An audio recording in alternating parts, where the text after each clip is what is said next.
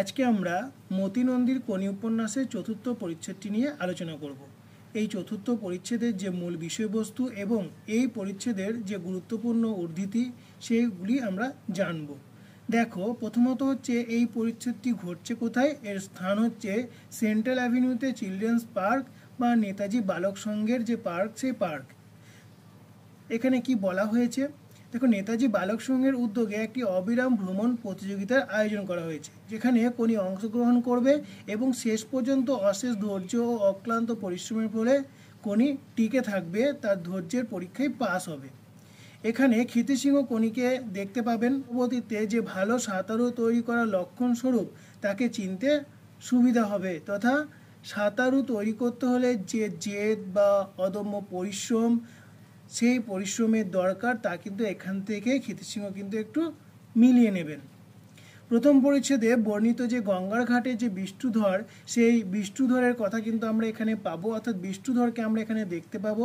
তিনি নেতাজি বালক সংঘের উদ্যোগে যে অবিরাম ভ্রমণ প্রতিযোগিতা, সেই ভ্রমণ প্রতিযোগিতা অনুষ্ঠানে তিনি বক্তৃতা দেবেন ও সভাপতিত্ব করবেন। এখানে গঙ্গার ঘাটের লোকটি তথা ক্ষিতি সিংহ বিষ্ণুধরের বক্তৃতার ভুল লক্ষ্য করবেন এবং তা সংশোধন করে দেবেন, এবং এরপরে কিন্তু বিষ্ণুধর ক্ষিতি সিংহকে বিভিন্ন স্পিচ লিখে দেওয়ার বা বক্তৃতা লিখে দেওয়ার জন্য বলবেন, যার জন্য কিন্তু ক্ষিতি সিংহকে বিষ্ণুধর পারিশ্রমিকও দেবেন। কোনির এই অবিরাম হাঁটা প্রতিযোগিতা দেখে, অর্থাৎ তার জেদি পরিশ্রমী মনোভাব দেখে ক্ষিতি সিংহ তাকে সাঁতার শেখার কথা বলবেন। মূলত এগুলি কিন্তু আমরা এই পরিচ্ছেদে দেখতে পাই। দেখো, এই পরিচ্ছেদের যে গুরুত্বপূর্ণ উদ্ধৃতিগুলি আছে সেগুলি দেখো। ক্ষিতি সিংহ এখানে কোনি সাঁতার শেখার জন্য যে কথাটি বলবেন সেটা হচ্ছে কি, যে তুমি সাঁতার শিখবে। ক্ষিতি সিংহ কিন্তু এটা কোনিকে বলবেন।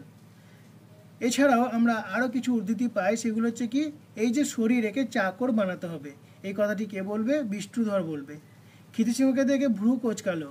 ওহ, আগে আগে নেতৃত্ব দিতে হলে সামনে থাকতে হয়। ক্ষিতি সিংহ কথা বলছেন কাকে? বিষ্ণুধরকে। তার সেই যে নেতাজি বালক সংঘের উদ্যোগে যে বক্তৃতা দিচ্ছেন, ওখানে কিন্তু তার ভুল সংশোধন করার জন্য কিন্তু ক্ষিতি সিংহের কথাগুলি বলছেন। শরীরটাকে ফিট না করলে পরিশ্রম করতে পারবে না, পরিশ্রম না করলে দেশ গড়ে তুলতে পারবে না। তাই আজ যে প্রতিযোগিতার মধ্য দিয়ে তোমরা হাঁটা শুরু করলে, বিষ্ণুধর এই কথাটি বলেছেন। হাতিবাগানের ঘর কি হলো? ক্ষিতি সিংহ লীলাবতীকে কথাটি বলছেন। অবশ্য এই জন্য টাকা দেব, বিষ্ণুধর ক্ষিতিশকে তার বক্তৃতা লিখে দেওয়া প্রসঙ্গে কিন্তু এই কথাটি বলেছেন। ওহ, আগে আগে নেতৃত্ব দিতে হলে সামনে থাকতে হয়, ক্ষিতি সিংহ বিষ্ণুধরকে এই কথা বলেছেন। তারপরে দেখো, ভেবে দেখি, এই কথাটি কিন্তু বলেছে কে?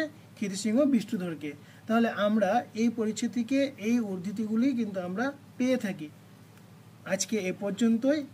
কোনি উপন্যাসের যে বাকি পরিচ্ছেদগুলি আছে, সেই পরিচ্ছেদগুলি আমি ধারাবাহিকভাবে এভাবেই গুরুত্বপূর্ণ উদ্ধৃতি এবং বিষয়বস্তুগুলি আলোচনা করব। আগে প্রথম থেকে তৃতীয় পরিচ্ছেদ পর্যন্ত আলোচনা আমি করেছি, তা আমার চ্যানেলের ভিডিওতে আছে, তোমরা প্লে লিস্টে গিয়ে সেটা দেখতে পাবে।